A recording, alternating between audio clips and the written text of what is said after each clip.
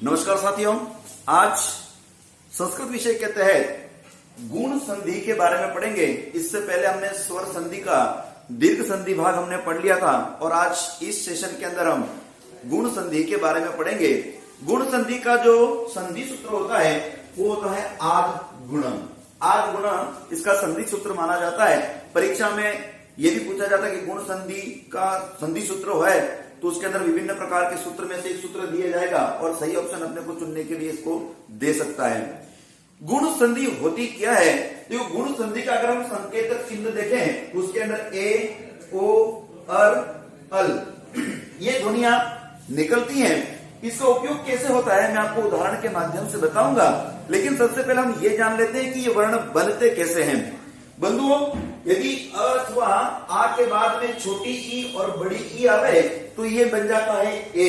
उसके बाद अ अथवा आ के बाद में छोटा ऊ या बड़ा ऊ आता है तो ये ओ की ध्वनि में बदल जाता है। उसके बाद अ अथवा आ के बाद में अगर ऋषि का री आता है तो ये अर की ध्वनि में बदल जाता है और अ अथवा आ के बाद में अगर री संस्कृत में जिसको हम स्वर के तहत गिनते हैं, अगर अ अथवा आ के बाद में री आ जाता है तो वो अल में बदल जाता है। तो इस प्रकार इन वर्णों के बनने की प्रक्रिया हमको ध्यान में रखनी पड़ेगी कि क्यों ए, ओ, अर और अल किस तरीके से बनते हैं। इन सभी को हम अलग अलग उदाहरणों के माध्यम से इसकी रूप सिद्धि को देखते हैं कि ये किस प्रकार से शब्द बनते। बंधु, संस्कृत में ऐसा एक भी शब्द नहीं है कि जिसके बनने के पीछे कोई सूत्र काम नहीं करता हो। इसलिए हम इनको रूप सिद्धि के माध्यम से डिटेल में जानते हैं, एक एक उदाहरण के माध्यम से इन सभी की प्रक्रियाओं को समझने का प्रयास करते हैं। देखिए यहां पर मैंने कुछ शब्द लिखे हैं, जैसे गणेश, परोपकार, सप्तर्षि और ममल्लकार।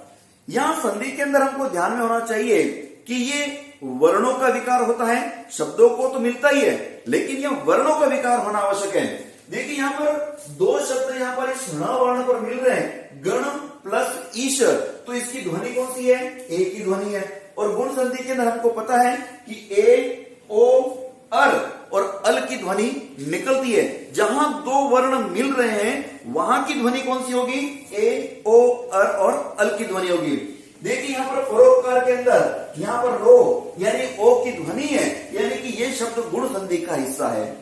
आगे देखिए शब्द सप्तर्षि, सप्तर अर की ध्वनि निकलने के कारण ये जो शब्द है वो गुण संधि का हिस्सा माना जाता है। और ममल्लकार, ममल अल की ध्वनि होने के कारण ये भी गुण संधि का हिस्सा माना जाता है। आइए हम सबको एक एक करके इनकी रूप सिद्धि देखते हैं कि ये शब्द किस प्रकार से बनते हैं। अगर हम गणेश शब्द देखें तो इसका संधि विच्छेद होता है गण प्लस ईश। यहाँ पर ध्यान रखना, मात्राओं संबंधी विशेष ध्यान रखना है, क्योंकि इंद्र का ई हमेशा छोटा आता है और ईश का ई हमेशा बड़ा आता है। तीन चीज को हमको ध्यान में रखना पड़ेगा। अगर हमने मात्रा छोटी बड़ी कर दी तो ये हमारा जो प्रारूप है वो बिल्कुल गलत हो जाएगा, शब्द रचना जो है वो गलत हो जाएगी। इसलिए हमको इसको अच्छी तरह से ध्यान में रखना होगा। देखिए इसकी रूप सिद्धि का जो तरीका है आप अच्छी तरह देखिए। यहाँ पर जो न शब्द है उसके अंदर अ की ध्वनि मिली हुई है, प्लस यहाँ पर ई की ध्वनि है। यानी इससे पूर्व हमने देखा था कि अ अथवा आ के बाद में अगर छोटी ई अथवा बड़ी ई आती है तो ये दोनों मिलकर ए बन जाता है। अब आइए देखिए ग, इस न में से अ निकल गया, ये न हलंत बचा। क्योंकि न में से अ की ध्वनि हमने निकाल दी इसलिए न हलंत बचेगा। उसके बाद अ और ई दोनों को मिलाकर बना ए और पीछे बचा हमारा शब्द श। देखिए अगली स्टेप में ग, उसके बाद न में ए की ध्वनि मिल गई इसलिए यहां पर यह आ गया ने और ये पूरा शब्द बन गया गणेश। तो इस प्रकार गणेश शब्द की रूप सिद्धि इस प्रकार से होती है और ये गुण संधि का हिस्सा माना जाता है। देखिए यहां पर मैं दूसरा लिख रहा हूं, पर प्लस उपकार, पर प्लस उपकार। वापस वही पद्धति, र में अ की ध्वनि प्लस यहां पर ओ निकल रहा है, यानी अ और उ दोनों मिलकर बनेंगे ओ की ध्वनि में। ये बन गया हमारा ओ। वापस उतारिए, प र में से अ निकल गया, र हलंत बचा। इन दोनों को मिलाने से ओ बना और पीछे हमारा शब्द बचा पकार। अंतिम स्थिति में प र में ओ मिल गया, रो और पीछे बचा शेष शब्द। इस प्रकार प्रकार ये परोपकार शब्द की रूप सिद्धि पूरी हुई। आइए हम दो शब्दों की और व्याख्या कर लेते हैं। सप्तर्षि और ममल्लकार शब्द किस प्रकार बनते हैं। देखिए दो शब्द हमारे सामने और है, सप्त प्लस ऋषि। अब यहां पर त में से अ निकल रहा है, री में से री, ठीक है। अब ये अ के बाद अगर री की ध्वनि आती है तो ये शब्द बन जाता है अर की ध्वनि में बदल जाता है।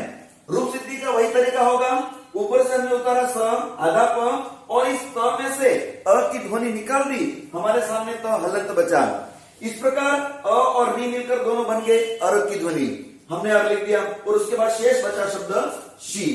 आगे देखिए स आधा प, इस त में ये अ पूरा मिल गया, ये त की ध्वनि पूरी हो गई, आधा र है और उसके बाद शी। और जो कि आधा र को हम ऐसे नहीं लिखा जाता है, इसलिए यहां पर शब्द बन जाएगा आपका सप्तर्षि और इसको इस तरीके से लिखा जाता है। अंतिम उदाहरण देखते हैं।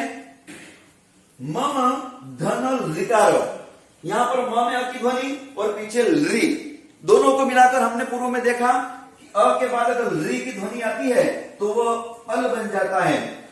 फिर वही तरीका होगा, म का म और म में से अ निकल गया तो फिर म हलंत बचेगा। इन दोनों को ध्वनि मिलाकर हमने बनाया अल, ये हमने लिखा अल। ल हलंत होगा, अर की ध्वनि में र हलंत होगा, ठीक है ना, और पीछे बचा काल। उसके बाद म और इस म के अंदर अ मिल गया पूरा, तो पूर्ण म बन गया।